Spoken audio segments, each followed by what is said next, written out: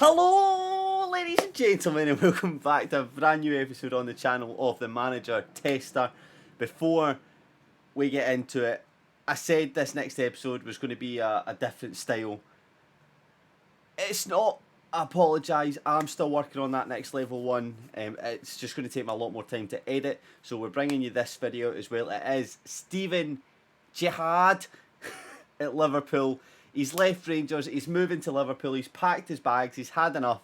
He wants to take over his boyhood club and the club that he is known for being at. He's coming back to there. We're going to see how he's going to do. Let's get into it. But before we do, smash that like button, ladies and gentlemen, and hit subscribe and let me know that you enjoy this content, because I enjoy making it and it's a hell of a lot of fun. So let's jump right into the action.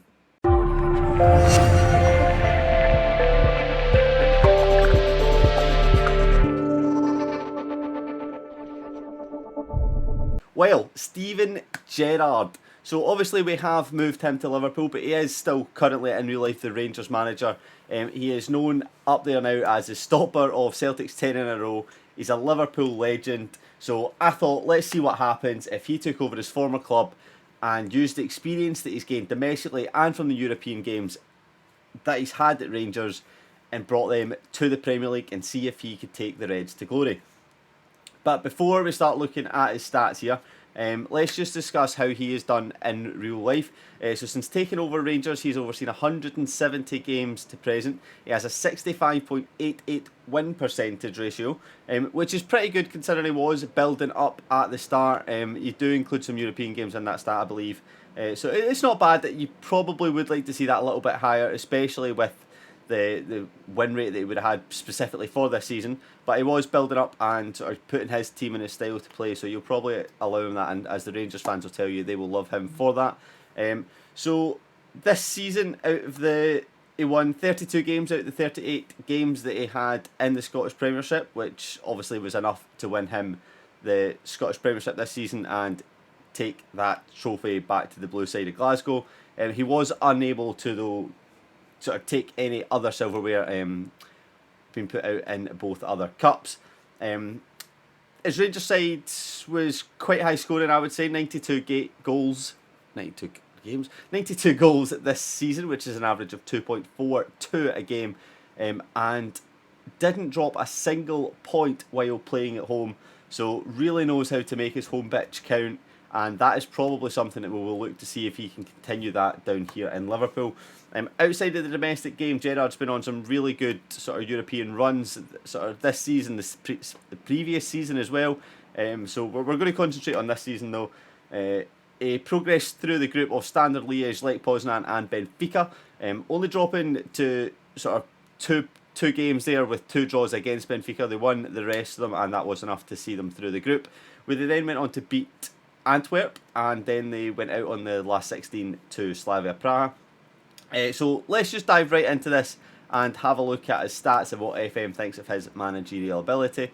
So as you can see here, 18 determination, so he's a very determined man. I think you would have seen that from his style of play and the way that he was as a player. 16 motivated, I thought that would maybe be a little bit higher, as you all know what he's like as a guy, a manager, a player. I would have thought that would have been a little bit higher. 14 man management, 17 mental, so he doesn't lose his head, basically, is what that is saying. 14 judging the playability and 13 on the potential. So let's jump into where he is at Liverpool and see if he has made any signings so far. So there you have it. He's only made one signing in the first window. Christian Pavon from Boca for 6.5 million. Pretty good signing. I don't think it's one that's maybe needed, especially with Mane and Salah, but with those stats you can't really lie about that. It'll be interesting to see how he does. And they've already doubled his money technically on the value there, so decent bit of business here probably. Outgoings, they have Reece Williams going out on loan to MK Dons, Morgan Boyes going to Hamilton, and Curtis Jones going to West Brom on loan. Their start to the season, let's have a look here. Senior squad, so they got beat in the Community Shield 1-0 by Arsenal. Let's have a look at this one here. Granit Xhaka scored in the 11th minute, and his side just unable to capitalise on their shots on target and their shots in general, and not able to do anything. They lose that first silverware of the season. Unfortunately, they're not able to pick that up. start off the season with 2 draws isn't great. 1-1 at home to West Brom and 1-1 away to Leicester. And then they get put out of the Carabao Cup by Arsenal. So Arsenal clearly knowing how to beat Steven Gerrard's Liverpool side in here.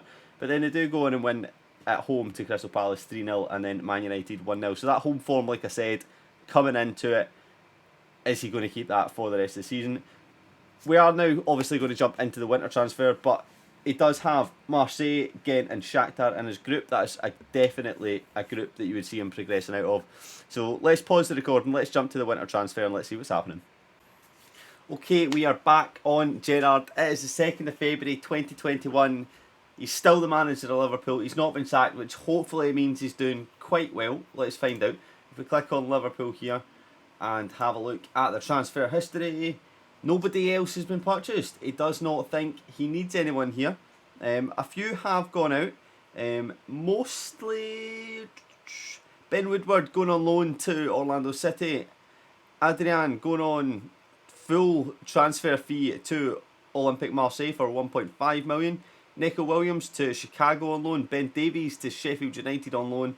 Nathan Phillips to Blackburn on loan. And Stefan Bajtic going on loan. Nope, it's not on loan, sorry. I'm just firing in with the loans, but he's not. It's 300k. He goes to Newcastle under 18s, and my face is hiding that part, so apologies.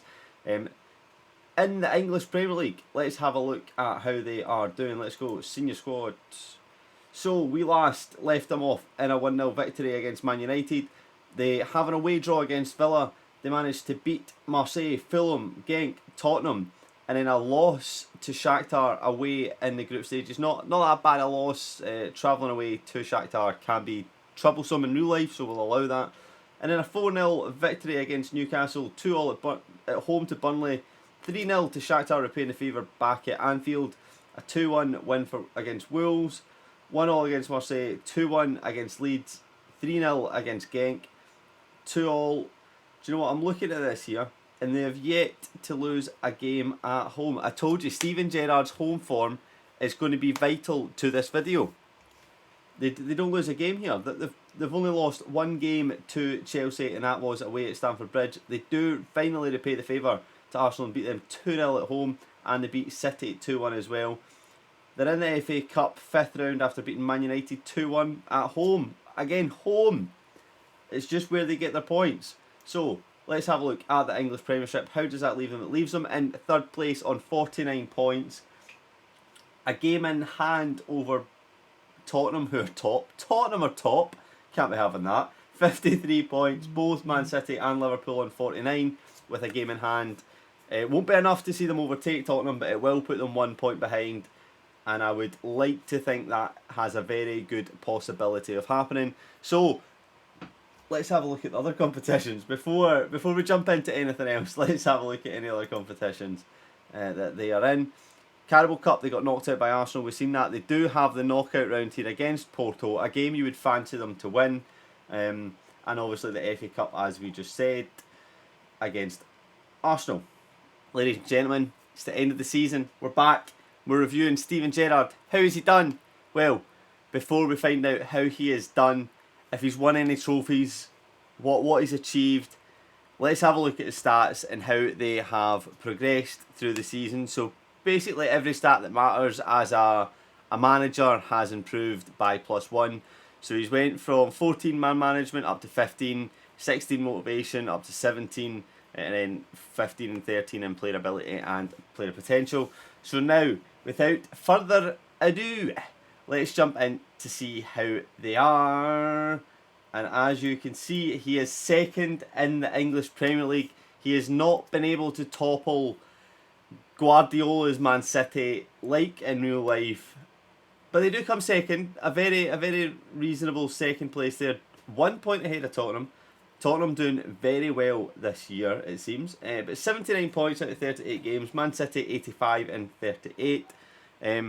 They actually did get knocked out the European Cup by Porto, which is very surprising and actually very disappointing from that one, I won't lie.